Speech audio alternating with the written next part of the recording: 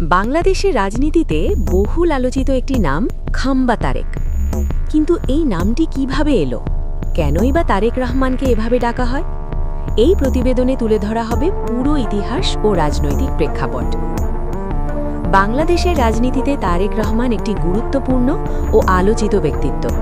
তবে রাজনৈতিক অঙ্গনে তার নামের সঙ্গে দীর্ঘদিন ধরেই যুক্ত হয়ে আছে আরেকটি শব্দ, খাম্বা তারেক।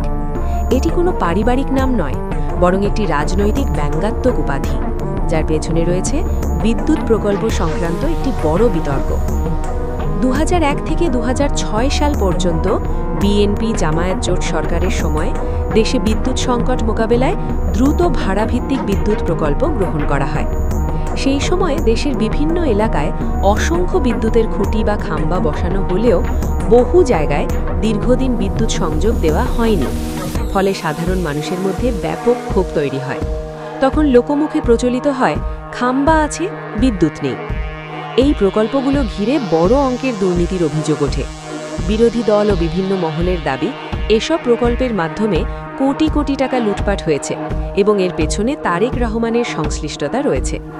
এই অভিযোগ থেকেই রাজনৈতিক সমালোচনার ভাষায় তারেক রহমানকে ব্যঙ্গ করে খাম্বা তারেক বলা শুরু হয়। ধীরে ধীরে এই শব্দটি রাজনৈতিক বক্তৃতা, মিছিল, আলোচনা এবং সামাজিক যোগাযোগ মাধ্যমে ব্যাপকভাবে ছড়িয়ে পড়ে।